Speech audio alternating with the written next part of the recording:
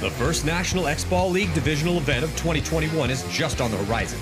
Don't miss the NXL Lone Star Amateur Open, going down Friday, March 19th to Sunday, March 21st at Giant Party Sports Paintball and Airsoft Park, just north of Dallas, Texas. The gunfights will rage across 2 different formats, 5-man and X-Ball, with 3 different levels of competition in each format. Tune in to watch all the action going down on center court, only on GoSports.com.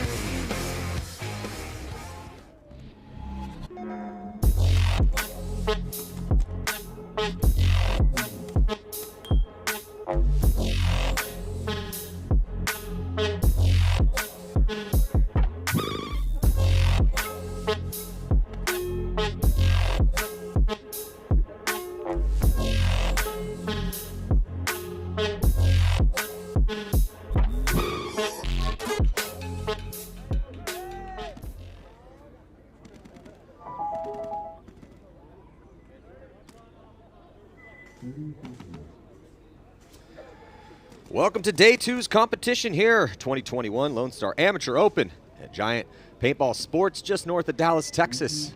I'm Matty Marshall here with Rich Telford, and we are going to be watching a D3 matchup right now. We are still in the prelims as these teams will be battling. See who's going to be playing tomorrow, most important day of paintball. Everyone always trying to get to Sunday, as that is when these divisions and the winners will be decided. First match going to be DC Hayes and Caprock, also in the set, the LVPP Iceman, taking in Pro Edge Paintball Factory, jumping into this very first point. Here we go, DC Hayes, Caprock. It's going to be the boys from Texas, Caprock, Texas. On the right-hand side, looks like Rich losing their first body on the break, but they do shoot a body. Looks like from the center, man. That center definitely becoming a pretty big death trap here, Rich. You and I went out and walked the fields again yesterday and looked at it again like, hey, maybe we're missing something in the middle. Maybe there's something we can see that they can't see. There's not, man. There's not a lot of good spots out there. I walked that field. Sorry to interrupt, but I'm just co-signing on what you're saying, man. We walked the hell out of that field last night. I spent about an hour out there, and that center is tough. Those cans, that tower. It's just so hard to stay alive in there once you get forward progression up the sidelines, which, to be honest, I really feel that D3 spot is crucial. One of the most crucial spots. That's the golden spot. Yeah, that is absolutely a huge key spot. I would actually come up with a name other than D3 for that bunker. I just said the golden spot. Okay, cool. Yeah, the golden spot. And I would just make sure that guys were constantly focusing on putting paint towards D3, because the reason why it's so important, as Caprock makes a move up into the center of the field, the center is okay, as Felon is up there with Brew right into the snake too. Temporarily. Yeah, but it's temporary, and only if there's no penetration out wide. If you're winning, it's good. If you're losing, it's horrible. But the reason why D3 is so potent, which we're going to be talking about all day as the plays develop, but it really keeps the snake honest. Even the best snake players at this tournament, if there was a body in D3, really had to just stay focused and really not try to get dinked out from that side. And we saw so many people get shot just crossing that gap with the D3 guy just guns up and catching him, man. You've got to address it for sure. A little battle going on here in Snake Matty. Yeah. Hayes is in Snake 4. Hayes is in a little bit better field position, but he's looking at two bodies in front of him here, Rich, and he doesn't have anybody directly behind him or with him in the snake. He does have a body in the Aztec now. It looks like a Caprock's going to mirror that move, and here comes Brew. He's going to make a big move. Love it. Oh, and that's nicely executed, Rich. Stays alive. And that's the difference between a good move and a great move. Great move, the guy gets him and stays alive. Now puts himself in an opportunity to get another kill. And this is a perfect example, Rich, of when we walk the field, why that D1 is so much more terrible than D3. So now the Brew gets shot cross field because they moved up into D2 to get that better angle. But he was able to make that big move with no pressure down the sideline. Here comes I don't even think anybody saw him. No one saw him, and no one was on the D side putting any pressure on him. So no one in the center. So he just had zero pressure on him, and he was able to make a nice move. Does get shot cross field, but this is the power of having two bodies on the side. Because that's what we talked about. It's not always the first guy. Sometimes it's the second or third guy who wins the snake or the Doritos. Well, with that, man, I was looking. I definitely would have multiple. You always want to have multiple game plans, but you have to have the ability to have a three strong D side push with three bodies over there, and then also three on the snake side as well too, to put two on that D side. But to me, as a coach, I would be super frustrated if I had one guy or two guys going up the snake and really kind of trading out and getting all the territory, and then had one guy sitting way in the back center. Absolutely. And then as the other team goes up the snake and shoots up my whole team, it would be very frustrating for me. One player left alive for Hayes in the snake corner, one in the Dorito corner, Matty, but I think it's just those two players for Hayes left alive. And there's two players. I think it's a 2-on-2, Matty. I think you're right. A little bit better field position because Caprock has the real estate here, but this guy has no idea what the count is. No. And he's playing this like there's somebody with him in the snake. Yeah. And so he's just totally kind of out of this point right now. Yeah, those big bunkers, man, they're really good because you can obviously hide anywhere you want, but they're really bad because they really obstruct your vision. You can't see anything because the bunker's huge. You only have a little itty-bitty window you're watching. So he's got to really communicate with his partner, figure out that it's a 2-on-2, figure out that the guys are in the corner, and then figure out which corner is easier for those two guys to 88. Well, Felon is now up and on his feet.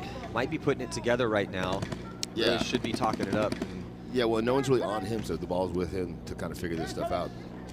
Yeah, now Felon feeling no pressure, moving forward, and that is definitely the move. If no one's shooting at you, you might want to pop your head up and just make sure it's safe, and then start forward progression, but do it intelligently. So he's now past the 50-yard line here in the snake, looking down the sideline, trying to win a gunfight here, left-handed against DC Hayes' back player, right-handed. Yeah, and what they're doing well is applying pressure, Caprock, but what they're not doing is working well together. They're both individually playing against one guy at a time instead of both of them isolating one corner as they just kept the other guy in check. Mac is going to make a move up to the 50-yard line here for Caprock, and they've been definitely pressuring and pushing forward, Rich. They've been controlling the tempo of this game, and losing bodies doing it. That was a great move over there by DC Hayes, though, man. He got from that corner, Matt, all the way up to Dorito 2 now. Oh, and catches the guy. Man, big move, big play over there, Matty. Mac had no idea, Rich, that guy had made that move into D2. And then he's going to trade out cross field. Nice play, with Felon, but that is going to leave just one body. So an interesting point here in this first one. You only need one body left alive to hit that buzzer. You get no points for live bodies, no points for kills. It's all about hitting that buzzer. So, but it does feel good shooting him. Yeah, of course it does. Yeah. Personal victory. Yeah, that's a really good pull out for that guy on the Drill side. Yeah, that was the move in a 2-on-2 that you like to see. Yeah, the little sneaky move, and then he executed. Because look, Felon and Mac started to realize they didn't feel much pressure, so they moved it. But that's the tough thing about being in those big bricks. It's a big bunker to hide behind and gunfight from. If you're 6-foot-ish tall, you can utilize every section of that bunker. Both those guys look pretty big. However, it does limit your view. Once you go down into that bunker, it's so long, it's hard to kind of just throw a quick head check out here and feel exactly where the angles of pressure are coming from. And so in that 2-on-2, player for DC Hayes made the game-breaking move and winning the point by moving up into that Dorito, shooting Matt, catching him sleeping, because when he did go to the right side to head check finally, he exposed his entire body. Yep, big move over there. You also have to be expecting that, too. I mean, that's why you have to give a quick little head check on an angle before you expose your entire body. Next match here we have Pro Edge Paintball and LVP Iceman from Las Vegas.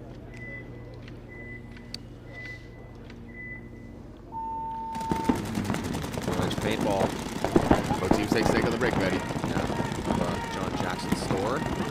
And it looks like they are going to be the first to lose a body, though, from that backfield coming out of that can here. So 4 bodies alive right now for Pro Edge Paintball Factory. Both players with both teams are playing today. LVP Iceman pushing forward. AJ win here for Pro Edge Paintball in Snake 2, but he's getting beat here on the aggression. He's going to be getting shot cross field, so that's a tough death to win. Iceman just right there, Snake already. This is exactly what you should be doing here. He hits the deck, he crawls up, and he's probably going to have a look at a couple free kills here, Rich. Home first. Yeah. Oh, did he miss a shot? No, he got him. He just wanted to wait a little extra. Yeah, I guess sometimes back and sleep and explode. But and now, he's still playing it smart, playing it tight, and get another free kill crossfield. This is the power of the Snake. Man, really, really good technical player by the Snake player. Man. Making no mistakes here. Yeah, going bunker to bunker. Not throwing away his body. This is one of the things we saw some of the front guys having a hard time with in that last exhibition match, where the front guy just looked like he was looking for an opportunity to die. Yeah, so Kramer here in the Snake. 88 Kramer. Yeah, for the Iceman, making that one look about as easy as it possibly could look. He was the first to go. I saw Wynn get here into Snake 2, look inside, whereas his enemy, Wagner, I believe, was pretty much immediately in Snake 3, and then right into the 40. No one really put much pressure on him, and then once Wynn died, he knew he had this entire side. And but unfortunately for Pro Edge, they had no one putting any pressure here towards the Snake side, which is a big tactical error. For sure. Honestly, if you don't have somebody outside on the tape or inside cutting off either one of these tapes, and you address it, if you're not addressing either one of these tapes, by either penetrating it or by zoning it up, you're probably going to lose the point. You're probably going to get shot in the back of the head. And team after team out here is doing the same thing. Yeah, it was good to see a lot of the teams out here last night walking the fields. Yeah, especially the teams that struggle. I really like to see them out there walking. Yeah, Grit, who lost their last game, lost it pretty bad. They were out here last team to leave, I believe, so that's what you want to see. Hopefully they'll have a better day today. It looks like Caprock going to be losing a body. Yeah, the first guy over here on the Snake side, man. 4-on-5 advantage here for DC Hayes. Already won the first point. DC Hayes doing a better job of putting up a fight here on the Snake side and pushing up this time, but they're going to be losing. There's that crossfield shot from D3. You cannot live there, man. Yeah. I mean, you can, but you can't play it from there. Yeah, just as we just opened the show, talked about D3, how crucial it was and how important it is. We just saw the power of D3 right there. So if you are getting into the Snake, you have to be checking off on that line. And if you are a D-side player, I mean, I'd be telling all my D-side players, you need to get into, somebody needs to be D3 at all times. Yeah, if we have a body in D3 at all times, we're probably going to have a pretty good look at winning that point. And if you're the 2 and you lose that body, you need to get up in there.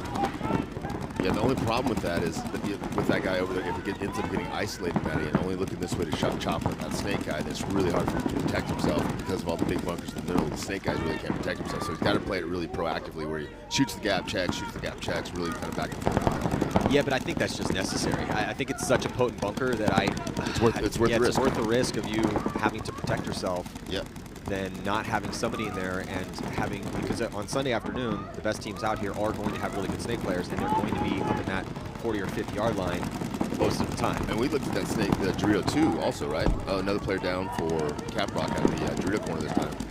We looked at that Dorito 2 behind the Dorito 4, or Dorito 3 behind the Dorito 4, and that had a really good shot on the gap on the Snake as well. Well, the D2 has a good gap from the from Snake 3 into the 40 yard line. Right. But that's, other than that, it's kind of not the greatest spot, at least looking inside. It's a wall of bunkers other than that little gap. And because everything's blocked out, as looks like DC Hayes now moving up on that D side, going to be shooting body from there, and it looks like a concession. DC Hayes looks real good, Matty.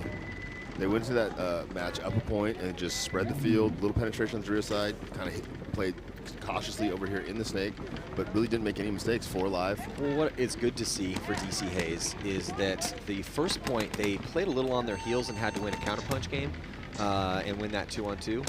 And then in this one, they took control of the aggression, full court press, snake side, even though the snake side player needs to tighten it up and know that angle from D3, which I feel at this point in the tournament is inexcusable. But then also, as soon as they lost him, no big deal. Won a couple gunfights and pushed down the D side, looked good. So both two different ways to win a point, but both effective. Both work. They just seem to be a little bit more on their toes, even when they were in those defensive positions, and a little bit quicker at reading the variables and adjusting. It's also pretty glary out there. Yeah, So but they won one from the glare side to start things out. Where they struggled a little bit from the glare side, they played dominantly from the non-glare side. That's a good point. So we'll see if Pro Edge Paintball can present some sort of offense on the snake side. Lost one on the break, snake side. So that might have been a false start, Matty. Well, they try to go snake side and then drop the body over there. Oh, but he gets a flag on the Iceman. Well, at least they don't pull the snake guy. He's got to appreciate that. Oh, looks like Pro Edge drops another player, so they've dropped one from each tape. I believe it's a 3-on-3, Matty. Yeah, that penalty definitely going to help Pro Edge's chances here as the Iceman getting in the snake and rolling around, shooting to that inside. That can. Yeah, he's shooting the home, and now he's going to get on the can. It's 2 kills for that guy. Sorry, Kramer. Yeah, it's Kramer again. Kramer was the body in here in the first point looking good. Yeah, I like that. Sorry, go ahead. No, go for it. I like that he got those 2 kills and signaled back to his guy that he had gotten those 2 kills, and then just went right to work doing what he did. Again, he's on his toes. He's moving forward, but eyes up, scanning slowly, the angles looking, downfield. He's looking at every single little micro angle out there to make sure that he's not going to catch any bait. And then because he's on his toes and looking nimble, you know, if somebody opens up on him, he can get down real quick, get back and stay alive. But Iceman looking pretty good here, Matt. Going to finish this with 3. Lost the one player early. He decided not to leave, so he drew the penalty. But that was really the only thing that slowed him down that point. 2-point advantage now in this match. So Iceman and DC Hayes here in this D3 battle, looking much more crisp here in this crisp morning. I talked to a couple of pros that were walking around yesterday. We kind of all agreed that we were all impressed by the level of play out here. Yeah, it looks pretty good, man. It's pretty polished, right? Every year, every single year, I feel like I'm saying the same thing because that's what I'm seeing. And what I'm seeing is when you get into these lower divisions, D3, D4, the level of play is kind of equal to what I would say, you know, D2 or D1 was before it turned into semi-pro maybe 5, 6, 7 years ago. So it's just it's the progression of everything. Evolution of it's like George St. Pierre had an interesting interview recently, you know, UFC champion, one of the most legendary fighters ever, and he said that, you know, in every sport, in MMA, but also in every sport, the athletes of today are better than the athletes of yesterday. And if you're an amazing athlete today, the next group of people that come next, they're going to be better than you. It is just the progression of things. For sure. So but that's how skills are built. Somebody figures out how to do something. Like when we started, no one could shoot left-handed, and then we all started shooting left-handed, and then everyone shoots left-handed, and it evolves. Everything progresses, evolves. Yep. That's the circle of life, right? Evolve or die. Interesting that Caprock comes out and plays the pocket here, man. We talked about this not being an ideal pocket field yesterday, but we'll see what they can do with it. I don't know if pocket play is a good move when you're down by 2 and you have less than 5 minutes. It's certainly an interesting call. I thought kind of the same thing, but they're and also destroying. Yeah, we got a guy doing gun surgery here in the insert bumper on the snake side. Yeah, he's got the bang, bang, bang. Guns are not supposed to be sounding like AK-47s out there. Yeah, you know, on these brittle moorings, man, paint management's super important. You want your paint to be brittle enough. Oh, they lose another player out of the center of the field. Again, really challenging to live in the center tower, so every can on this field. Lose another player down the drill side, so Caprock really struggling here. 2 players on the live, only one of them with a working gun, though. Yeah, once it gets into the 40s, you really got to be careful with your game. Yeah. I heat my balls. No one's trying to shoot winter ball out here. Oh, look at this. Sneaky, sneaky. Caprock's got a drill guy going through. Yeah, they're going to have to try to run him down, which they do, and they trade. Penalties assessed. We've only seen 1 penalty, I think, so far today, Rich. Only a couple points. Oh, just as I say that. That's Matt's fault, guys. That's not your fault, guys. That's my bad, guys. My bad. Yeah, we had an incredibly penalty-ridden day yesterday. Another penalty going to be assessed. Poor Bo over here honestly, that was the best thing that could happen to them, though, because they're just going to lose time because they're not conceding this point, right? Yeah. They're down by 2. They should have conceded this point immediately once there was only one guy left alive, and that guy had his hop in his lap. Yeah, it's also not ideal to go pocket and have your guy who actually was at least trying to get up the snake, and then his gun goes out. So you've lost your offense on the most important side of the field as you're down by 2. So most crucial moment of the point for you thus far, and you have no offense on the snake side. Yeah, you completely take the control of the game away from, like, only if the other team makes mistakes will you win, or only if the other team, gets a penalty or plays really sloppy. Yeah. You have no control over that by hiding in the pocket. Unless you shoot 3 guys on the break. Then you can look like a genius for form the pocket play. But this isn't a shoot 3 guys on the break. Everybody loves shooting 3 guys on the break. We've only seen that, I think, once yesterday. Did we see 3 bodies come off the break? Maybe twice. And we had a couple games where 2 guys from both sides came off. Yeah, we had multiple games and points where 2 bodies were coming off. Like 3 is a big ask. That's a little dude. 20? Yeah, second guy in the snake side for Pro Edge. 30? Yeah. Little feller. Perfect snake size. Yeah. Well, he plays now and starts getting all the experience, and when he just starts getting some muscles on his little legs, he'll be a little bullet. All right, so on the breakout right now. Pro Edge shooting. Yeah, they on the right-hand side here in the gray and black. They need some, offense, and they lose a body pretty quick here. I like the little guy. He's shot from the blind and then filled right to snake 4, man. He was right to snake 3. Looks like it's Boldivia.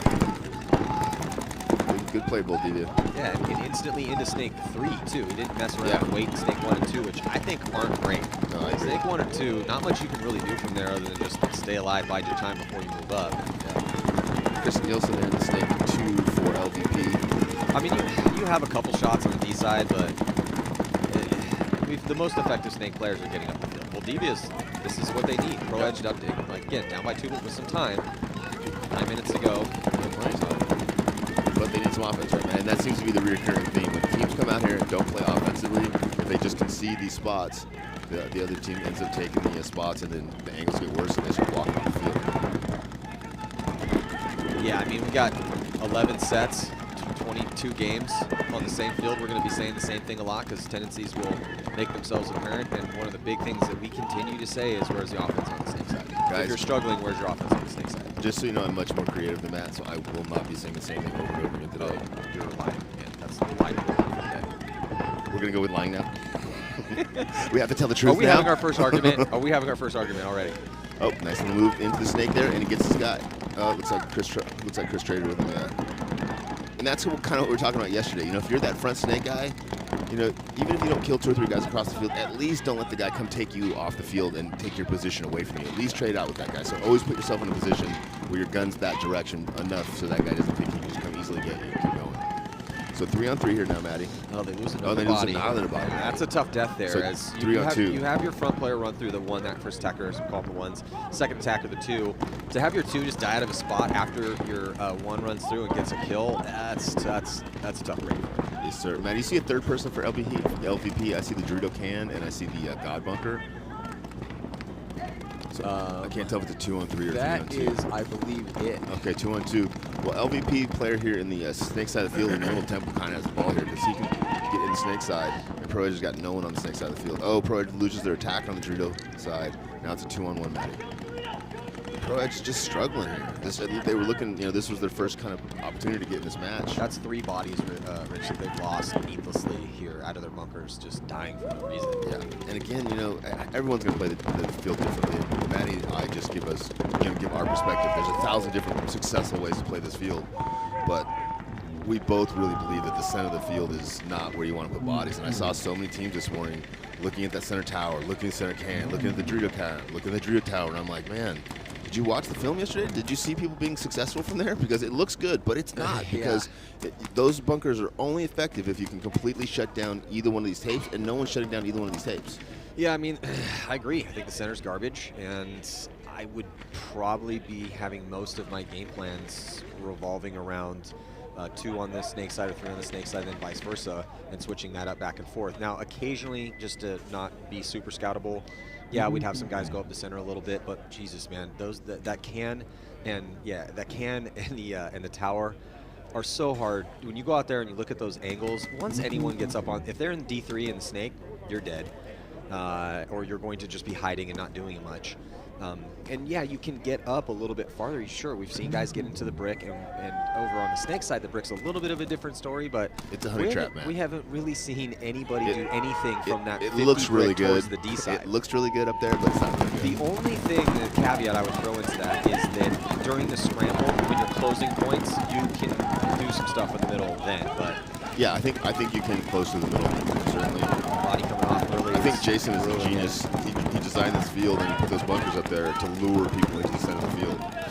Yeah, it looks deceiving. Yeah, because it looks good. You walk through, you're like, oh my God, I can do this, I can do this, I can do this. But the tapes are just so strong, it really creates all that. So yeah, Brew walking off here early. I have to say he's Caprock. I'm feeling bad for him. Yeah, for Caprock, because his gun was down the last one. Good shot to break in this one. Those are those rough early morning games. Nothing seems to be going right that's for mojo. you. That's mojo. He's got to be a little bit nicer to somebody or do something for somebody else to get his mojo back. Is that 2 players taking a walk for Hayes over there? Yeah, so looks like DC LaHaye's lost their whole Dorito side. I don't know what happened over there, but they do have Could have been a two grenade. bodies walking off. Well, here comes a push right now. I think what happened was Caprock's D-side player stepped up, and he was able to get maybe 2 quick kills down that sideline. And the referee comes and checks him out as he's past the 50-yard line. And so the snake player here for DC Hayes was forced to just completely focus that way and the back corner. All three guys are looking at that past their 50-yard line. Yeah, one of these snake guys could look like a hero right now because no one is looking snake side. You could walk down the snake side right now and assassinate the whole DC Hayes team. Yeah, if you know that you have a teammate up really far on the Dorito side of the field and you're a snake player, probably want to think about head checking, getting your head out there and looking and thinking, okay, well, they're probably all looking at my guy on past their 50. Now is my time to move up the field. Yeah, and if you've been working in practice with your player should be screaming, hey, home's on me, snake two's on me, home's on me, snake two's on me, which is your signal to go down the field and smash those guys out. Yeah. Because obviously, you know, we talked about before, if you're in those big bunkers, you can't necessarily see everything. But if you're in that Dorito and you got 2 dudes shooting at you, you know which 2 dudes are shooting at you. Yeah. Especially when there's only 2 guys on the field. Even I can do that, man. Isn't that crazy? DC Hayes looked really, really strong those first 3 points, but Caprock looked super strong here. They lost their body early. They were down 1 body, so it was a 4-on-5 situation. They came back, and they're going to win this one with 3 bodies left alive over some strong pushes on that Dorito side. Yeah, the D side definitely won them this point. D side, strong side. I always say that. D side, strong side. Well, So it'll be 3-1 with, wow, only 1 minute left in this match. A couple of longer points in there. you punching me already? Warming the ribs up. So, yeah, Caprock here. A little too late. Yeah, I honestly, I thought there was like 4 or 5 minutes left in this match. So I was like, oh, hey, we got a game here. These guys can get right back in this game. And I looked down, I'm like, 101. They're not going to get back in this game. Yeah, and also, did we see fast points yesterday? Sure, we did. Yeah. Did we see 2 30-second points in a row? No, we didn't. All day yesterday. No. Nope. That has to be in your repertoire, though. You have to practice it, right? Because at some occasionally. point you're going to have to be able to execute it, and it's not easy to execute. I don't care what team you are. At some point in time during a tournament, at the pros all the way down to the lowest division, you're going to find yourself in a situation where you will be down 2 or 3 points with only a couple minutes left and barely any time. You have to score a couple 30, 40-second points. And if you don't know how to do that, that's it. Game's over. Well, and it's almost like muscle memory. It's not just knowing how to do it. It's understanding that you can do it because you've done it so many times in practice. You've gone through the frustration of not being able to do it. You've gone through the frustration of learning what doesn't work, what might not work, and finally honing in like what works. And the most important thing is that mental element of it, the first part of what you said, because it goes against all the tendencies in which you play a normal point. That's I'm why going to go play really stupid right now. That's why when we say something like, oh, okay, they have enough time to play a standard point, well, what that means is they don't need to needlessly risk flying bodies down the field or being in a situation where your one has to get in a spot, put a guy in, and make a move through a lane that he knows there's paint going through. Those are all things that you tell your guys not to do. But when you need 2 30-second points, okay, well, you throw that game plan out, the standard game plan out the window. It's a totally different mindset now, and you have to be simulating that in practice. 100%. And the more you can do it in practice, the more success you'll have at executing at the events. And then you can go back and address why you're down by those points in that match and put yourself in that situation. So we're here watching D3 matchup. If you're just joining us, DC Hayes and Caprock. It's been mostly DC Hayes. and the Iceman and Pro Edge Paintball Factory, and it's been all the Icemen so far. Kind of mirrored matches, right? But a lot more time. The only difference is the 7 minutes almost left in this match. So if Pro Edge can do the same thing that Caprock just did, pull it to 3-1, I mean, even if they burn through 3 minutes, they're still going to have a chance to go with a standard game plan and not have to risk that staggered reckless attack. But Pro Edge has been struggling with survivability and then offense as well. Like we talked about, you know, you're going to lose a guy here and there, right? But on this field, you can't afford, when you lose a guy, to just stop playing paintball and play defensively and hope the other team doesn't come down the field and smash you, because they're going to. You have to keep attacking on those snakes. Like you said, you can't do it recklessly. You can't just fly down the field, but you have to constantly push, and if they give it to you, you've got to take those bunkers, otherwise you're going to lose that point. It's the push problem that Pro Edge is having, but because they're losing so many bodies for no reason out of the bunkers, the survivability is a big problem right now for Pro Edge Paintball Factory. Beautiful day here in just north of Dallas, Texas. That's a giant paintball facility. If you're in this area, come out and visit Bear and Geo and see the amazing field they've built, an amazing complex. You want to go play those I do too. We got to find an excuse for Gio to fly us out for a big game or something. Here we go. LVP Iceman versus Pro Edge Paintball. Iceman take a pretty conservative breakout. They do risk a body out wide to snake side. Buddy makes it clean, so 5 alive for them. And it looks like they are going to be shooting a body on the break, so things are continuing to work out for the Iceman. Here on your screen.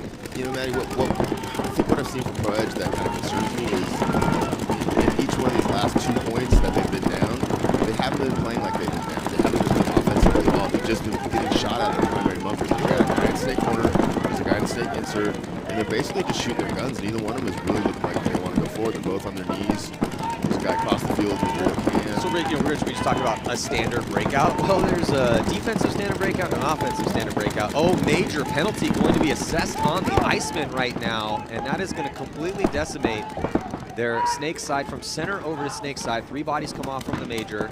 The guy that shot and 2 more, and then they're going to have to do a desperation fill out wide here. It looks like he makes it clean. Great fill out there by the LVP Iceman player there. Really heads up paintball. So just 2 bodies left for the Iceman. He's going to continue to fill out here on the snake side. He's going to make it clean. So great fill, man. Yeah, that's great, because what that is going to enable the Iceman to do, it's a risk.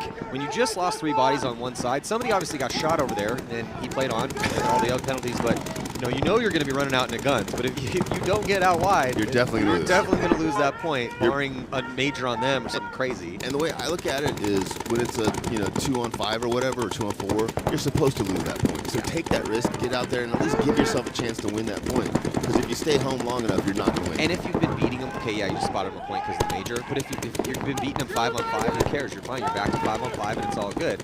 But now they get out, they chew a body up. Yep, the biggest point for this, when you do have a decent lead and there's still a decent amount of time on the clock as well, is burning that clock. Yes, so sir. when you get out wide, this great move from this Iceman player over here, it just now, even if they lose this point, which they may not, because they've already got a couple kills. He's at least got them a minute or a minute and a half. Exactly, yeah. So now, thanks to him, Sauceman able to make it out here. I believe that says Sauceman on his back. Yeah, it does. There's 2 or 3 Saucemans on there. Saucerman. So it looks like there's 2 players left alive, as we know, for LVP Iceman, and I can see 2 Pro Edge players alive. There's the center tower that's kind of on the Drio side, and then there's the snake corner. But it looks like they're it's a 2-on-2, Maddie, and it looks to me like the Icemen are playing defensively.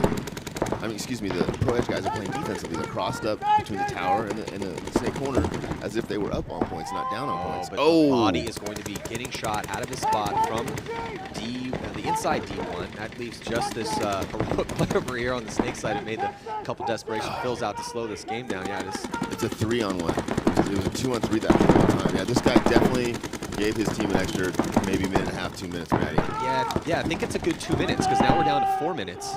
So thanks to this back player over here, the big man, was able to get mobile, and even though they will now just have a 2-point lead, they're going to be under 4 minutes to play. So he's going to be pissed when he goes back in the pit. It's like, hey, man, who kept playing? I don't want to have to run out to that corner and save these points for us. If you get shot, just get off the field, bro. Yeah, nice job by Sauceman. Well, that's what it says on his back. You never know. Guys wear your own jerseys. We're trying to give you your glory. Yeah, there's 2 or 3 of those out there, so unless there's a big family. which is possible in paintball. Sometimes we'll get a team with two brothers, like three the brothers Johnsons. Uh-oh, someone's got a gun. Referee's got a gun. Well, we saw a gun penalty yesterday that just was absolutely horrible for the Houston zone. It didn't sound. Yeah, it didn't sound as bad as the Houston zone gun did. 72 balls a second. Yeah, guys, got to make sure that your gun is on the correct setting. So he still has it. Yeah, Prez is there too. I'm trying to listen. It doesn't sound fast to me, but they might just be saying the trigger, it's engaging too quickly. And you're supposed to have to pull it 3 times before it goes. They might be saying that it's going on the first or second pull. Yeah, and anytime you see these gun penalties, it's just so tough. And yesterday, Houston zone looked like they were going to be beating the Killers, but I talked to one of the Houston zone players at the end of that in one of our short breaks and said, hey, what's going on? He said, oh, they gave us a tie. So that's a huge gift for the Killers, and that's a real tough break for zone because now Houston zone is... Sometimes when you're good people, good things happen to you. All right, here we go, Maddie. DC Hayes looking flawless for the first 3 points, but struggling that last point on the Drio side. Facing Caprock, who lost one on the break, but really played well with Drio. Well, let's see if Caprock can pull out 2 30-second points. They're definitely rolling some dice out there. They're going to be losing a body out the wide on the D side. They send 2 bodies up the center. They're going to lose another body here on the Snake side. It's not looking good for them right now. 3 players out there to try to get the job done, but only now 45 seconds to work with. Yeah, they might be dropping down in the middle of this guys trying to get away with one. Yeah, he dropped it. Yeah, we called it. That's a legit penalty. So Rob pulled him, and now he's pulling his buddy. It's going to help out DC Hayes' point margin. And that's, we talked about this before, Maddie, but that's one of those times when you don't get a penalty, right? Like, it's not really going to help you guys. You're down by 2 points. You've lost 2 bodies already. It's a 5-on-3. All you can do by getting that penalty is kind of screw yourself. Punish the last guy left alive, too. The guy coming up here on the Snake side shot him and then hit him with his, half a dozen burst after the first one broke. Sorry, bro. I was already shooting my gun. Bro. So with just 3 seconds, they'll be burning that off. Yeah, great plays. Great DC game there from Hayes. DC Hayes. That penalty didn't really hurt Caprock. It was just, my point was that it was at the wrong time. Like, it was, he didn't take the penalty for the right reason. Yeah, that was a well-played early morning bout here for DC Hayes. Control, aggression, good survivability, nothing crazy, nothing exotic. Caprock didn't play completely terrible, but... They had that one great point where they flew down the Drio side. Yeah, they just couldn't seem to summon the consistency needed across the field to keep enough bodies alive to present enough offense that DC Hayes had to worry about, because it didn't really look like DC Hayes was rattled too much. No, and they looked polished out there when they got the 2-point lead. The next point they went out there, they just 4 across the back, 1 in the Snake, then 1 to the Dorito, crossed there from there, got another couple kills. Just played really, really well. Yeah, just a real solid bout here for DC Hayes. Kind of like we've been talking about, though, just a more polished look than we would kind of expect, which is good for paintball. So the Iceman and Pro Edge Paintball Factory. There's Pro Edge on your screen, and they are, just like Caprock, going to need to figure out a way to score some quick points. But with that last one, even though the Iceman ended up losing that one, Pro Edge Paintball Factory, because of that major, got a little bit of a gift, and finally were able to close things out, put another point on the board. So we will have 2 minutes in between these points now. Xball in 5. So the Iceman going to be on your left-hand side. These teams do switch points every scored point. If it's a no point, they will stay on the same side.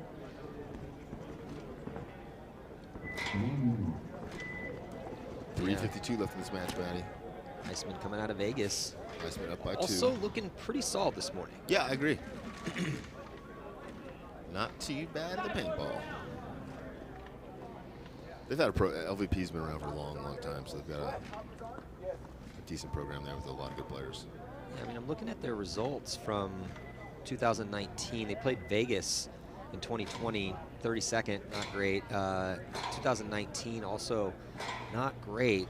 They've had some success in a little bit, 4th place in a regional league, but yeah, they play. But they look. WCPLs. But what I'm saying is, my point after those results, they're looking better than their results would indicate. Yep. So maybe they've been doing some work during the quarantine pandemic era. Hopefully everybody has been, for God's sakes. Yeah, opportunity. That's definitely a moment to kind of get some personal and skill growth. Yeah, man. Because if you do have a local field, the blessing of paintball is obviously, well, depending on where you are, typically it's played outdoors. Yeah. But, and yeah, if you were able to get some work in and you could show up a much better team in 2021 than you started at the beginning of 2020 before everything kind of went into the crazy lockdown. Yeah, big opportunity for sure. I mean, nothing to do but work out and play paintball. So we're still waiting, I'm guessing, for that gun penalty is what I think that we're waiting for here. Yeah, because Dan Perez is discussing still things with the referees down there. Here we go. LVP Iceman on the left, Pro Edge on the right. Pro Edge shot there, breaking out. Still a chance here for Pro Edge. Just under 4 to go. Pro Edge is breaking out with 3 players, Matty. I'm guessing he doesn't think of. Well, that is going to really cut down on their chances here. I was wondering what was going to happen, and that's, I guess, what we were waiting for, is to figure out how many bodies they were. They just shot 3 on the break, Matt. Oh my God! It's a 3-on-2 now. He got in, a penalty is assessed on the Iceman. Jesus. Oh man, this is called a ball dropped right now. The Iceman with a 5-on-3 and a 2-point lead with just under 4 minutes to go. Looked like they might be losing this point here. It's now, I think, a 2-on-3 potentially, or maybe a 3-on-3. I think it's a 3-on-1, Matt. Oh my God! What somebody if threw a grenade over on the Iceman's side. If someone's alive on the Iceman's field, I don't see anybody on the Iceman's side of the field, but I can't see a couple of bunkers. This is the one you want back. If they end up losing this game, oh my God! I don't see know what any Pro paint Edge coming is this doing. way. I don't see any paint coming this way. Pro, Do you? So Pro Edge really not feeling any pressure in their bunkers right now, but being extra careful. But they don't have much time to work with here. They still need to score 2 just to tie. There are no overtime points. It was 3:30 a couple seconds ago. Yeah, this is the prelims. No overtime points. They're just squandering time. So there is still 1 body left alive for the Iceman. The there on your Dorito. screen. Inside Dorito, man. Yeah, he's on your screen right now. Insert inside D1. So they think there's a second guy that's hiding. So they're concerned about going, but they don't have time to be concerned. No one's shooting at the snake guy, so the snake guy should attack down the snake side. So everyone that's looking out there on your screen, he's at the inside D1, calling the little smaller one outside D1, and then D2, the bigger Dorito, and then D3, that's the key spot on the field, other than the 40 and 50 snake over here. But yeah, the Pro Edge paintball is just squandering time right now. Nobody has shot at either one of these 2 players, Matty, for 2 minutes, and both of them are zoned up on the one guy on the Dorito side. They made some amazing off-the-break shots. Somebody on the Iceman played on, got a penalty, and now they're not dealing with a lot of bodies. But anytime you're in a situation like this, so Taylor over here in the Aztec on the snake side and the back center player, anytime you're in a situation where you're not getting, you need to be talking, who's shooting at you? Hey bro, who's shooting at you? Okay, on me, this on is you. who's shooting on you, who's shooting me. Let's put this equation together here and take advantage of the situation. They had a big opportunity here, and they're kind of just letting that opportunity whiz right by them. And understand, we're saying that kind of nonchalantly because we've got really good at that, but it does take a long time to develop that skill, that putting it together in the crucial time when that's the hard part. Yeah. The easy part is figuring out how to shoot left-handed, running and gunning. Those are all teachable skills. That was all hard for me too. It was all hard for me. Well, yeah, but those are easier. Well, mechanical it's skills. a good thing that you had the brain then, because that stuff's relatively easy. The other stuff's the stuff that sometimes never comes. I mean, some guys will play for 10 years and still not have the paintball IQ needed to play at a high level, and that's fine. That's why we have different levels of the game. Pro Edge, when you go back and watch this match, look at your clock management, because you guys could have saved yourselves at least 2.5 minutes there. I mean, great win on that point. And they still do have a chance with 1:05. But they would have more of a chance if they had an extra 1:30. Much right? more. 2 minutes and 35 seconds. I think it was just under 4. Yeah, that was 3-on-1 for almost 4 minutes. They were probably just as shocked as we were. When you start 3-on-5, no, I mean, 100%. Yeah, but at some point, if you're a player and no one's shooting at your bunker, right? Yeah. Like 30 seconds, no one shot at your bunker. Hey, if I put start making some looks. If I put money on 0-0, yeah, it's a small chance it's going to hit 0-0. But I'm hoping that it does, and when it does, I'm very happy about it. So yeah, at 3-on-5, small chance you're going to win it. But if the opportunity and all of a sudden the paintball gods have, shined upon you, take advantage of it. Yeah, giddy up, man. It's like watching the damn Russian Legion with the 3-on-5. Well, yeah. Well, I don't know if you remember that game in Tampa. They win penalty. We were up a couple points. I tried to forget. Yeah, they got a penalty 3-on-5. What game? Beat us like 2-3 points in a row. I actually cut my arm off after that match. I was so disgusted with myself.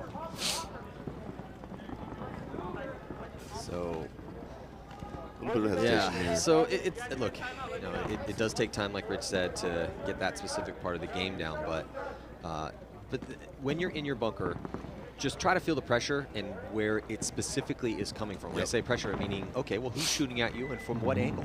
If it feels like, there's 3 guns shooting at you, yeah, sure, and hide. Get down, look up, look where the lines are coming from, and try to communicate where that's coming from. Read the streams, man. You got to be Neo in the Matrix out there. You can read the streams of paintballs and figure out what angle they're coming from. Play the angle initially. Initially, you're not even playing the man. You're playing his paint. And then once you get out and figure out, okay, this is where he is. This is what's happening. This is the angles that he's shooting. Then you're playing the man. Until then, you're really just reading the streams. So not sure what's going on with this breakout here, but referees just taking advantage of it, cleaning up the bunkers. The field looks amazing out here. Yeah, I like the turf. I wish they had turf like this back in the day. Yeah, my Bill still play paintball. Probably work a lot better. So I see 4 Icemen. 5 Icemen are going out. Looks like all 5 of the Pro Edge guys are going out as well.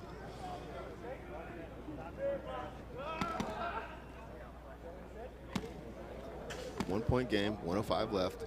Pro Edge has to get a couple kills in the break and has to kind of push up that field. And they probably have a 30-second gap here where they can play paintball for 30 seconds, but after 30 seconds, they got to start putting it on the gas. Yeah, I agree with you. Yeah, 20, 30 seconds, see how many bodies you shoot on the break and what you got in front of you before you start that full court press attack, which the cardinal sin of paintball is to be down by 1 and to be alive in your bunker when time expires. Thank you for saying that, and please continue to say that. Nobody on Pro Edge paintball should be alive at the end of this regulation time, period.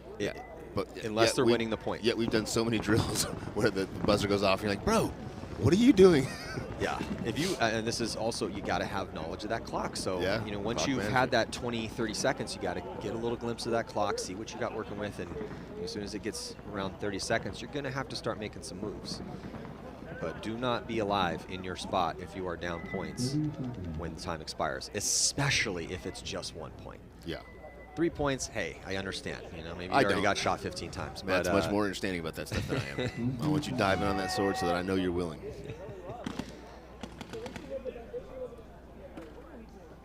So about 10 seconds to go before the start of most likely the last point, as there is no overtime periods in the prelims. There are ties. This is not the Pro League. Yeah, if I'm coaching LVP, I say one thing before they leave. Do not get a penalty. Do not.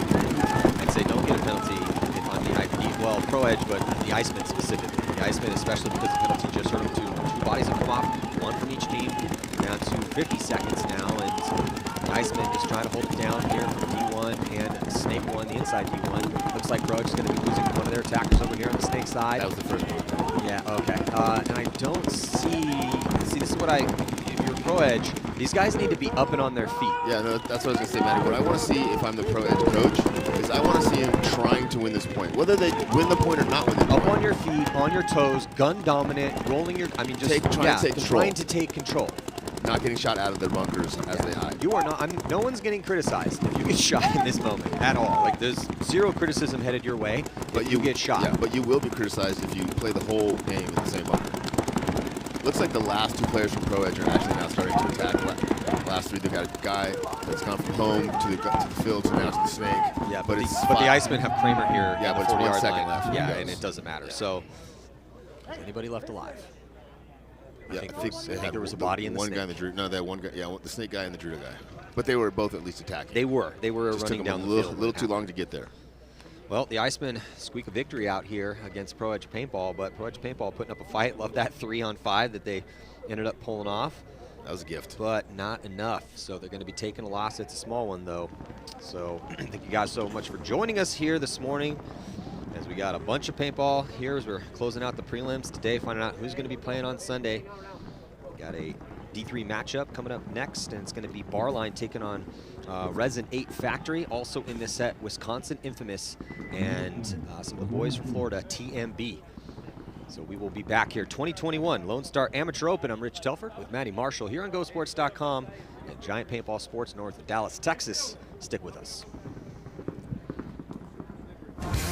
The first National Xball League Divisional event of 2021 is just on the horizon. Don't miss the NXL Lone Star Amateur Open, going down Friday, March 19th to Sunday, March 21st at Giant Party Sports Paintball and Airsoft Park, just north of Dallas, Texas. The gunfights will rage across 2 different formats, 5-man and Xball, with 3 different levels of competition in each format. Tune in to watch all the action going down on center court, only on GoSports.com.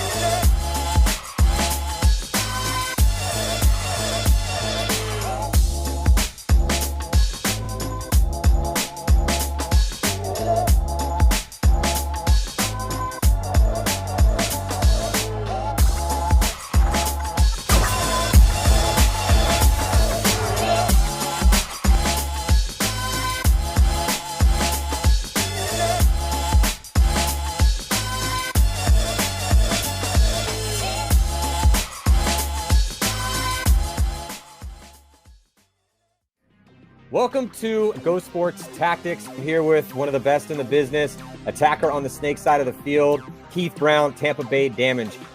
It's one of those things I actually learned over time with playing the tournament and the games before. You'll see Brendikov makes a Brendikov shot and shoots me over the top. I didn't even know he could see over the top. You see him in the middle of the field right there. He is going to run the right 50 on the break. That's where he really wants to go.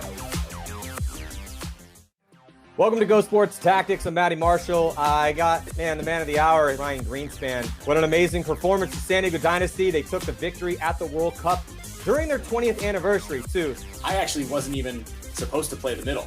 I only played the middle because Marcelo didn't want to bunker anybody up the middle as much. And you shot Billy Bernaccia, I believe it was 4 out of the first 5 points. He is a master at letting everybody into his guard, into his side of into like an uncomfortable position, playing tight and snap shooting guys out. We're going to get super in depth onto the final game, the most important game of the year.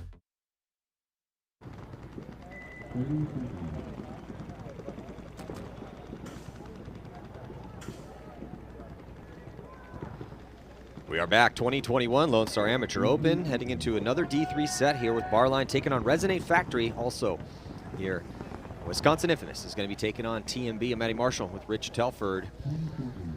And if you guys are just joining us, thank you so much. We got some great divisional paintball going down here for the first NXL event of the season. And on the breakout here, starting things out, looks like aggressive moves up in the center of the field for Resonate Factory. Immediately, Rich, you're there in the gray and black jerseys. Yeah, I like that, man. All the way up to the center, break pants, change on the break. Well, gray jerseys, black pants. Fermi losing a body pretty quick here, though, out of the Aztec. And it looks like, yeah, body here pretty quick for Barline, able to get into Snake 3. But he gets shot trying to do a tactical retreat from that center of the field. So, you know, the center of the field really hasn't produced a ton. But if a guy's going to run through your lane like that, that's a free kill for you. Especially going backwards in the snake. He fought really hard to go back that one notch. Barkley we saw play yesterday too, right? They played pretty well yesterday. Different division, but okay. Yeah. Same squads, just different squads. So they got that Dorito 2 of they lose their guys. So it's only they're down to 2. Refs coming in. Yeah, we're going to see a little bit of that today. Some, D3 versions of bigger teams. crew. Yeah. So right now, Resident Factory still got 3 players left alive. They got a guy over in the Snake and 2 drills, Matty. Yeah, D side right now, Barline looking pretty good into D2, but then he's going to get actually pinched out. So I really like the aggression that Resonate has been using here. They did lose a body early, but they really look like they know how to play this field, Rich, because they are pushing up. They are getting into the crucial spots. They're in D3. Yeah, and they surrendered the center of the field, and they're all outside of the tapes. They haven't figured out that it's a 3-on-0 yet, but once they do, they're going to win this first point. And easily. they did risk a body very quickly. Yeah. Look, it's the center, as we've been seeing this weekend, is not great. The tower, just because the tower and the can in the center, you can't live there. It's very tough once your opponents get out wide and up the field, which is where everybody's going. Yeah. But that you can do stuff from the brick and in the center on the close, or if you get up there very quickly and you're able to catch somebody get through a lane, Like which we haven't seen it much though. But we did see it in that first point because Resonate only was because aggressive. he went the wrong way. Well, only because that guy tactical retreated right into the lane. Right into the gun. Yeah, I think if you don't ever send anybody up the center of the field, Matty, it gets too predictable. Exactly. So, but I do think the guys that you're sending up the field, they transition from the center of the field out to the tapes by going up the middle and out instead of just going outside and in. So you're still getting those guns to, forcing those guys to send a gun up the middle or 2 guns up the middle to try to catch those guys off the break and taking some heat off your tape guys. But if you never go up there, it just, obviously they're going to shoot tape and eventually they're going to start taking people out. Yeah, so Resin 8 Factory, looks like a new name, but filled with some guys that have played paintball before. I mean, obviously, look at what they just did in the first point. Now, just getting things going, but now we're going to head into this next match with Wisconsin versus Florida and TMB. TMB on the right-hand side to start things out again. These teams do switch sides every scored point. It's no point, they'll stay on the same side. And Wisconsin Infamous got the bright Infamous logo in green on their black jerseys. And TMB's got their logo hanging off that sublimated gold chain. Fat gold chain. Infamous with 3 drill side, 1 center tower. TMB Snake, 1 on the break, 1 behind the insert bunker. Yeah, more aggressive initially here for TMB, getting into deep Snake 2 right away, and then Infamous is going to secondary into Snake 2. But it does look like they're going to be losing a body from that terrible center tower. Yeah, the Snake 1 wrapped and shot him, and the can behind him, so Infamous down 2 bodies here.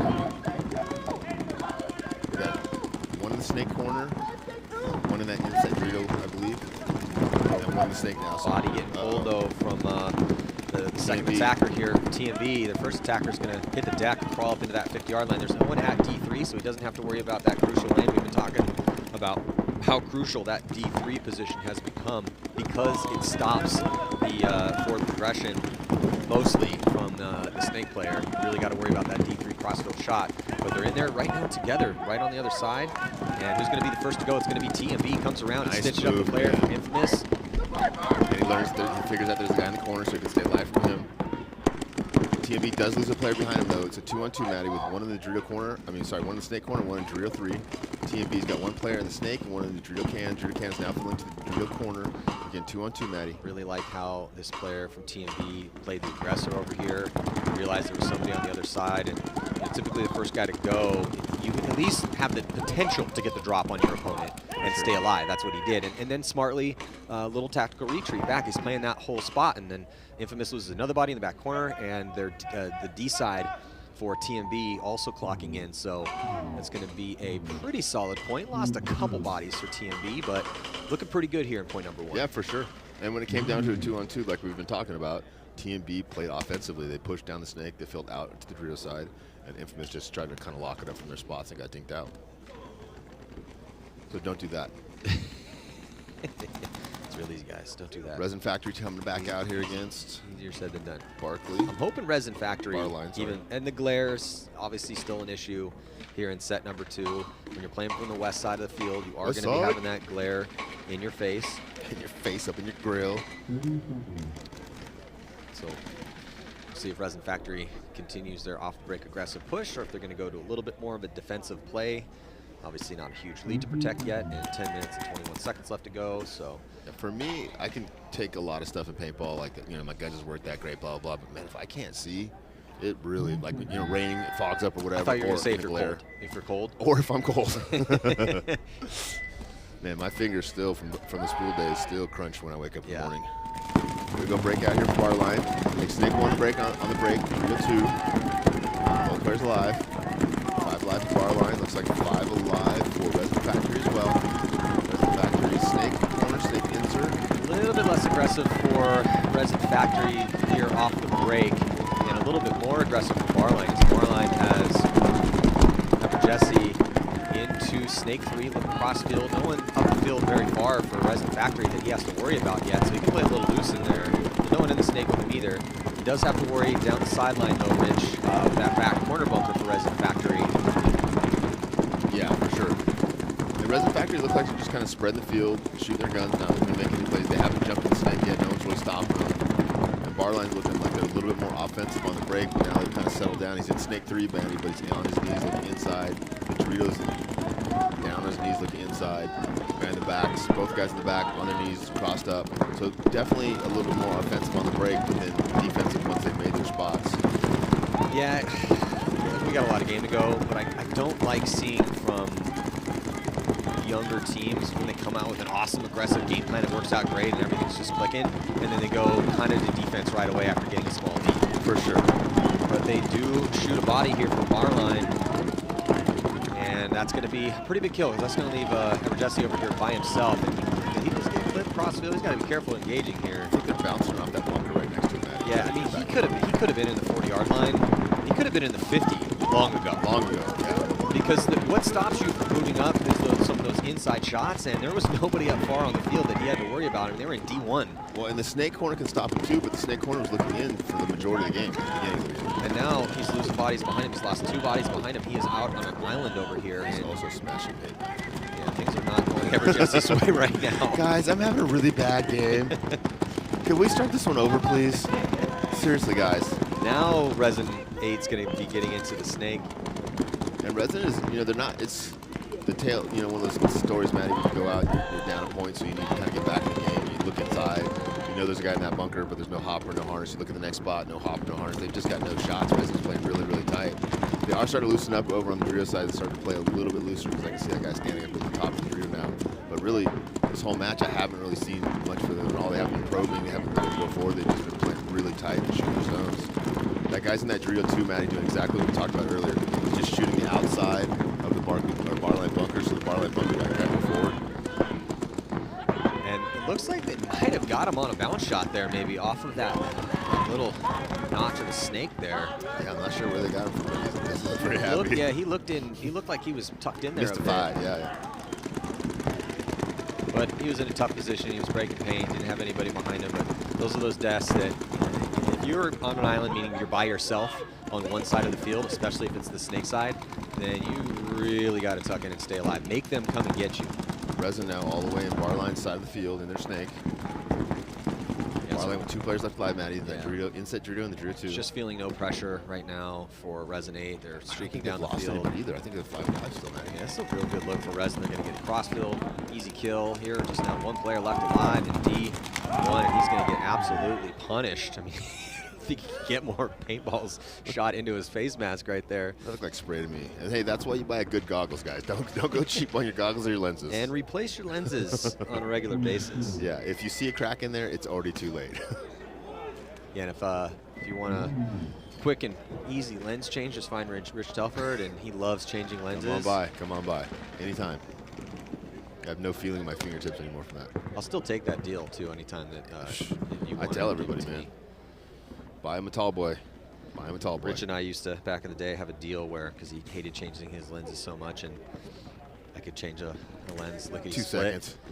So he would buy. I'd have a nice cold tall boy in his fridge, and we would go to Modesto. I'm basically responsible for Matt's alcoholism. It was an easy deal for me. It was maybe 10 seconds worth of work. Maybe. And I got a nice crispy tall boy in the fridge already there. And I usually went through 3 or 4 lenses a weekend, so sometimes 2, 3 a day. And I'd be like, Rich, do you need it? Are you sure you don't need Matt another lens would walk change? up to me and be like, are you sure? Oh, that lens looks like crap, buddy. Let me get that for you. Because this one's empty. Are you sure you don't have like another spare set of goggles? Matt, stop shooting me in the goggles, bro. Oh, I get your game. Rich, I found your bag, and mysteriously, I don't know how it is, but because they went in there clean, but your lenses are just covered in paint right now. Covered in paint. Infamous with standard breakout, 4 across the back, 1 on the Dorito. They lose 2 on the break, Maddie. Lose snake corner and Dorito can. Infamous 5-on-3 situation here. Really struggling these first couple points against TN. A lot of time left. Just got to tighten things up a little bit with some early deaths, but Infamous losing 2, 1 from each side, just 3 left, tucked in the pocket, no one out wide at all here for Infamous. They're on your screen, and they're up on their feet. They're definitely going to try to get it and make the move out wide. They're going to choose the snake side. Oh, and he barely makes it, but he does make it clean. Yeah, that wasn't pretty, but it worked. Yeah, TNB is just, I think what we talked about earlier, very solid defense. Just snake 2, looking inside, snake corner, shooting down the tape. Just have to feel like they moved up to the Dorito 2 now. Just crossing the field up with a lot of pressure on the 3 Infamous players that are left alive. And the Infamous player in the Dorito is playing defensively, Maddie. He's inside. The snake guy is looking inside, the snake corner, and then the insert bunker is looking inside. So none of the Infamous players are looking to go forward. They're looking to sit back here and trying to zone up the field and try to catch 2 or 3 of the attackers from TMB and get back in the game that way. But we've seen in the past that that's really hard to do on this field. Well, TMB has D1, they have the tower, snake 1, and the back corner bunker. Do you see the fifth body out there? I do not, but I think there's somebody at home. I don't think so. Oh, okay. I got a good look at home right now. Unless he's completely over on the D side of home. Okay, might be a 4 and 2 then. Yeah, they might have. Looks like Infamous might have caught one we missed, but still, high body situation currently for TMB. They have a 1-point lead. It's their point to win right now, and they're starting to realize that. They're moving up the field on the D side. Yeah, methodically though, right? Yeah, 2 bodies to work with. Yeah, 5, Maddie. Yeah, there's that's what I thought. I didn't think we had a hider out there. He was hiding really well. Wow, good point for TMB. TMB and Resin are both looking good in these matches. Yeah, they are. Flawless, perfect point here with 5 bodies alive, and well, the one guy reinserted. Well, it's good you have an extra life out there. You gotta do what you gotta but do. yeah, the thing right now that both Resin 8 had 2 separate looks. So they had an aggressive look to start out from the side without the glare. They go a little bit more defensively, but it worked out for them. For sure. So 2 separate looks, going to make them a little harder to scout. That's good news for them. But like I was saying, it's still, if you're a younger team and you have a game plan that's working really good on a layout where the sides are very aggressive, I'd kind of want to see you run that play twice. But it is a little bit diversification of their strategy to be able to come out with a slower point and be effective and win. My question, though, is that if they do go deep in this tournament, is that going to work against the better teams in their division? I don't know. We will see. That's why we play the games on Sunday afternoon. Yeah, and the reason why you want to keep running that same play, not necessarily just running it once, is because every time you run that play, you're making micro adjustments to that play, right? The play looks the same, but everybody's getting a little bit more input. Everybody's talking after the play, hey, what's working well, what's not working well. So although it starts off with the same play, it's a much different look after 4 or 5 points if you're using the same play. So the breakout, now Resin is going to go back to that aggressive game plan with the body all the way up to the center. He's going to get clipped off the break, though, so good zone control. Yeah, ran a little high bar line. Top of the head. He did run a little high. It was a little too far up. If you're going to be running up the center of the field and you're a tall guy, you need to get as low as you possibly can. Do your yoga. Resin here with 3 across the bat. Then we got a 4th body. Oh, Resin loses another player from back line. Okay, this is signs of life right now from bar line. Yeah, bar line's got good penetration on the Dorito side. They're Dorito 4, snake 3. 2 players in the back. Resin 8 going to get out wide to try to stop the bleeding on the D side, but they're looking at a lot of bodies. It's looking like this is bar line's going to win now. Yeah, it's 2 on 4, 2 on 5, Maddie. And like we talked about in the past, when you're up on points, Resin's just going to try to drag this out as they possibly can. They're not really looking to win this point. They're looking to lose this point as slowly as possible and take as much clock off the time of the clock as they can. Yeah, and then we'll still give them a 1-point lead. Yeah, when you are in a situation where it is a lot to a little, you're on the little side, and you have a lead, just try to be as smart as you can to burn as much clock off as possible. And they're going to be losing the body from the back corner. Over here, Snake side still 1. Over on the D side in D1, but he's about to get executed. He gets run down and shot in the back of the neck. Gets chicken wing there, and that is going to do it. So our line now instead of going hitting to the pull buzzer, within 1. Instead of hitting the buzzer, the guy's wasting time, waving at his team. Look, you got to hit that buzzer. You know what though? I think okay. Look, if you caught heat, this is actually smart because you do not want to have a dirty hang. We saw a couple dirty hangs yesterday. Yeah, and they got plenty of time left for 5 minutes. You might want to risk it with a dirty hang only if you're down by a bunch and there's barely any time left. Yeah, Then there's no one close to you. Yeah, that's a different story, but with as many bodies as they had and a full, was it 5-ish minutes left, then yeah, that's a totally different story. So 2-0 is the score here in a similar situation as we just saw before. Barline stepped up and put their first point up. They looked good that point, much better than the first two. They did. Well, it definitely helps to shoot the first attacker in the center, so your body streaking up on the snake side don't have to worry about that shot anymore. And then winning another quick gunfight, very, very fast. And we're in a 5-on-3 pretty much within the first, I'd say, 20 seconds of that point. Yep, but then didn't make any mistakes after that, which is No common. squandered bodies. Yeah, I mean, we used to play, everyone would be racing for those kills, so like we'd always lose 2 or 3 bodies. TMB here on your screen. You're ready to play this next point with this 2-point lead, but 8 minutes and 28 seconds left, and make sure to head on over to GoSports.com if you're checking us out on Facebook. As we've got the rest of this competition going down this morning and this afternoon. Here we're in the prelims, the first NXL event of the season, here a little north of Dallas, Texas at Giant Sports. Thank you guys so much for your support. I'd love to see all these blue teams wear the JT goggles. Yeah, throwbacks. Yeah, nostalgia. 4 across the back for TMB and the Dorito 1 inset, 5 alive. Yeah, you know the product's pretty good if it's been essentially the same for 20, God, I want to say 30 years. yeah, more like 25 years now. People are still wearing them. Yeah. TMB feeling the snake, looking inside. At the same time, if this goes for snake, we lose the first attack on snake side. If this is playing that inside tower on snake side that Matt and I have been talking about, is somewhat questionable. TMB now filling from the can to the Dorito, outside Dorito. Again, those stand-ups in the center, the can, the closer tower, the tower that's more towards the D side, they're okay if no one's out wide on both sides. If they're out wide on both sides, you're probably going to be hiding in there or getting shot. Yep. Oh, TMB lose their first player from Dorito side, Matty. 4-4 now. Yeah, this is good though. This is good for Wisconsin Infamous. There's nobody now here on that D side of the field for TMB. They've lost both bodies from that side. They have no attack, no presence at all. Their 3 bodies are from the center on over to the snake side, so they can shoot this first attacker here on the snake side, who's played really well for TMB so far this morning. Then this should be Infamous's point to pull this one back a little bit. TMB player really smart there with the snake. Goes into that wing, doesn't get caught by the Infamous guy. Head checks. Now he makes the move. Yeah, to his mirror. If this TMB player can find a way to get this kill in front of him and maybe get another stay alive, this is going to completely change this point. He does. Wow. The Dirty South. I really wish that this kid had his name on his back so we could give him his due justice. That was amazing. That was a nasty little move there, and he's played really well for him. Yeah, now 3 points in a row. And I just love the fact, Matt, instead of going forward and just hoping to get somebody else, he goes right back, goes back out of the tape and starts clocking back in. Yeah, he knew exactly what he was going to do. He wasn't feeling any pressure from that D side. He went through, stitched up his mirror, and then now his attack. Well, where's the rest of the squad? It's 2-on-1 now, Matty.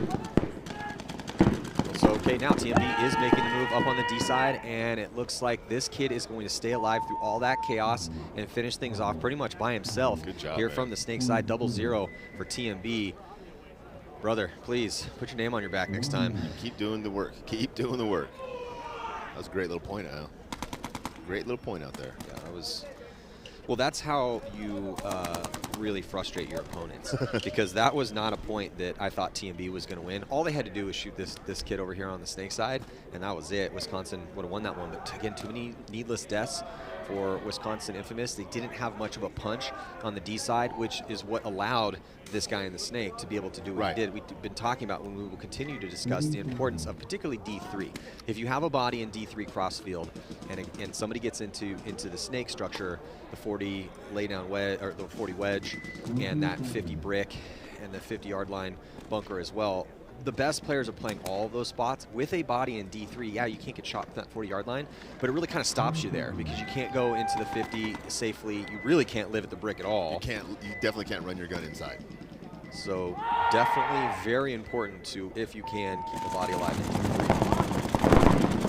Break up for both teams. So Barline snake player getting a check. Big moment for Barline right now as they're down by 1, but still 5 minutes to work with. Looks like they are going to be losing their first attacker here on the snake side. They might be losing their body on the D side too. Nope, looks like he's clean. Yeah, Resin did lose their first player on the Dorito side, though, Matty, so it's 4-on-4, equal field position on the snake side, and a little bit better field position for Barline. on that D side as they have a body in D3. Key bunker we've been talking about. Barline player in the temple insert bunkers eliminated. Bad death there. Got to stay alive, support that front guy. Now there's a wood body advantage on the snake side for Resin. Barline guy's trying to engage with the Resin snake corner, trying to get into a gunfight down the table. He's in snake 3, but Resin has a little bit better field position. He's at the 40-yard line. A little bit further up the field here. Snake side now moved by Resin 8 in the center of the field to get to the tower. Tactical retreat in the snake for Resin 8. He's going to get back to snake 3. They're going to be losing their back player behind him, though. Yeah, and I think the reason he did that, boogied back there, Matty, is because the 45's kind of inset there, so he couldn't gunfight down the wire with the guy in his mirror now. Well, Mays is feeling the pinch cross field a little bit, and he's got to worry about that bounce shot. There is a bounce shot. Oh, but he loses his gunfight here down the sideline. That's a nice shot here from Resin 8 to protect this lead. And then a towel going to be thrown because there's nobody left alive. Was it? Oh, there's one body left? No, he was the last guy. Okay. So it was a 3-on-1. Resin really controlled there. So even after giving one back to Barline, burning some clock off there to put another point on the board. 2-point spread again. Resin 8 does look pretty good, Rich. Yeah, they do. They look composed, right? They're not flipping out, running around like they don't know what they're doing. They're just calm, cool, collective out there. And in different moments, in different situations, too. Yeah. I'm super impressed with TMB, too. Especially off the play of that snake player last time, 0-0. Yeah, whoever 0-0 is playing outstanding here on the snake side. But don't give him a name. Anonymous. Anonymous. Call him Double Odd Buck. 6:19 to go. So, I mean, Infamous. They got to go, right? They do have to go, but you don't have to get too reckless with 6:19 left. But you do need to play aggressive. Started with 4, Matty. Nope, 5. Sorry, 3 Dorito side, 1 snake. Really? That's not good. One guy's blocked out there. Is going to be pushing up the field right now. I like it. Yeah, this is what they needed to do. Take some forward spots and see what you can do from there. So they get Smith quickly into the snake. There's going to be a body dropping right now for TMB. It's a 4-on-5 situation here for Infamous, trying to mount a comeback. Under 6 minutes now, but good field position on the D side of the field. Body in D3. Going to streak a body out wide. Good field out through the snake corner. TMB matching him up, filling out the snake corner himself. So two players for each team on the snake side. One in the snake corner. Infamous with 3 attackers on the Dorito side. TMB with 2 attackers over there, so 1 body advantage. Oh, Infamous first play in the snake gets eliminated, Batty. 25's coming out. Smith. Yeah, this is starting to get to be the time where I'm not gonna knock guys a little bit though. Down by 3 with 5 minutes left. Gonna have to gunfight wildly, just a bit. So you're gonna have a few more deaths. Oh, and a minor penalty gonna be assessed. Yeah, he tried to talk his way out of it instead of just leaving the field. To me though, if you're that front snake guy and you get shot, attacking, I'm okay with it. If you get shot gunfighting on snake 3, I'm not okay with it. What if you're gunfighting to put yourself in a position to attack? I'm okay with that because you have to. That wasn't the situation there.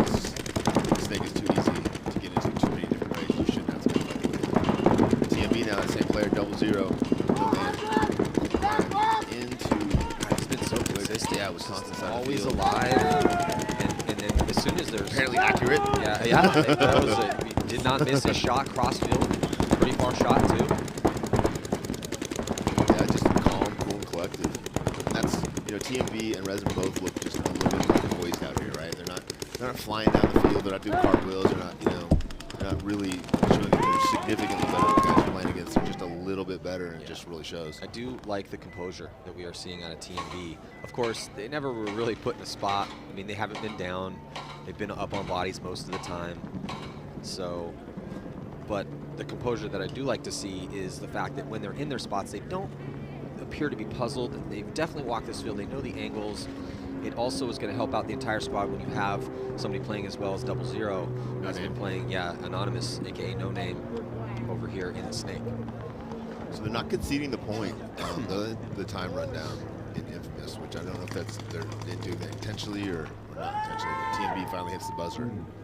Usually when you're down by points and you have a decent amount of time on the clock, you want to try to save as much clock as you can so you can go back there and score enough points to get back into the match. Mercy rule. Oh, is it mercy rule? Oh, that's right.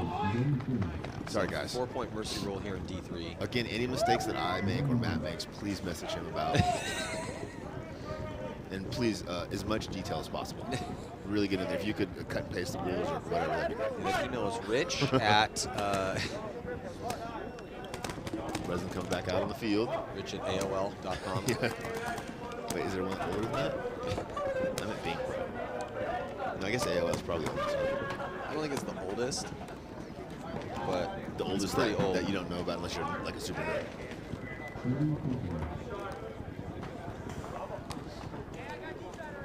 Yeah, so we'll see if Resin PB can continue to do what they've been doing, which is controlling pretty much every aspect of this game against Barline. Barline 3:43 to go.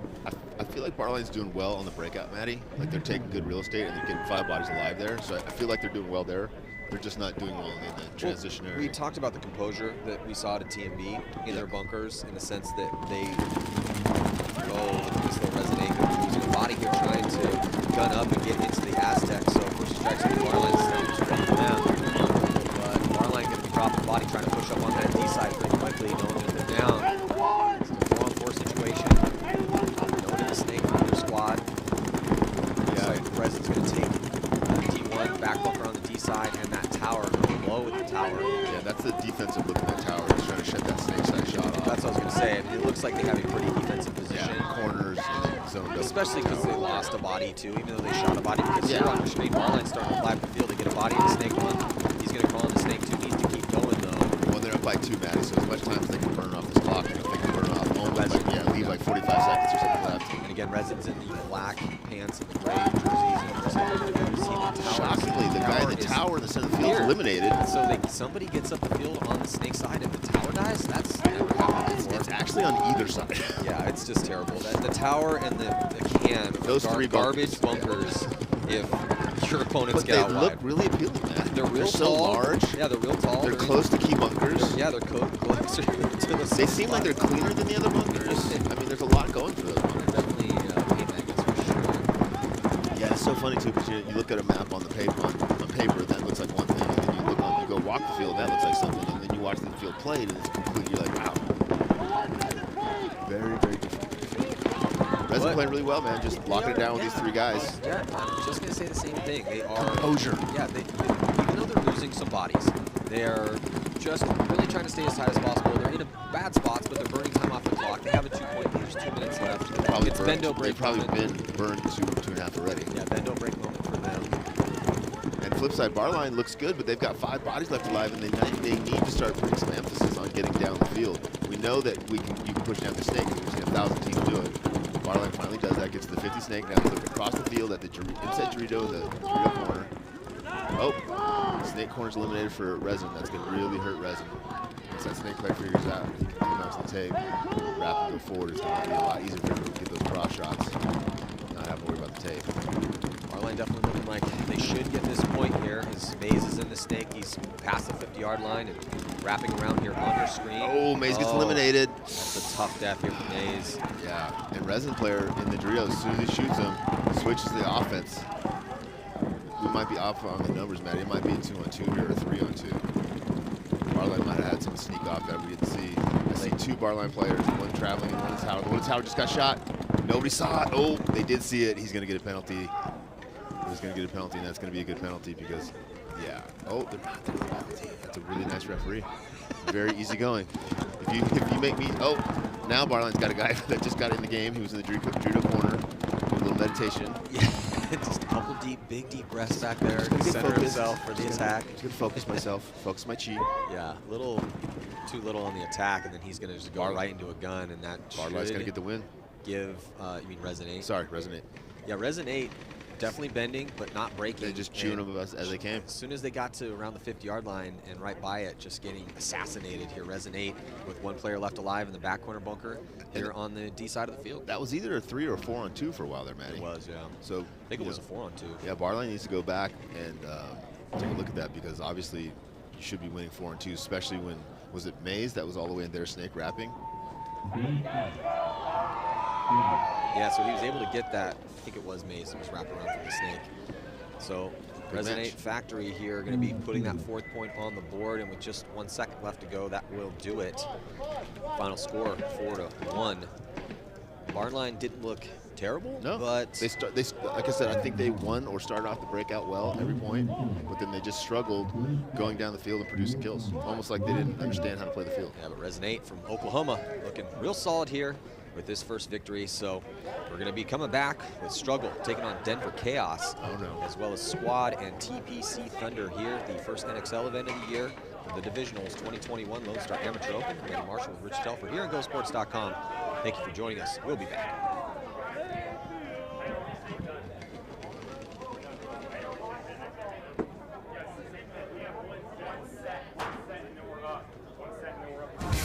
The first National Xball League Divisional event of 2021 is just on the horizon. Don't miss the NXL Lone Star Amateur Open, going down Friday, March 19th to Sunday, March 21st at Giant Party Sports Paintball and Airsoft Park, just north of Dallas, Texas. The gunfights will rage across 2 different formats, 5-man and X-Ball, with 3 different levels of competition in each format. Tune in to watch all the action going down on center court, only on GoSports.com.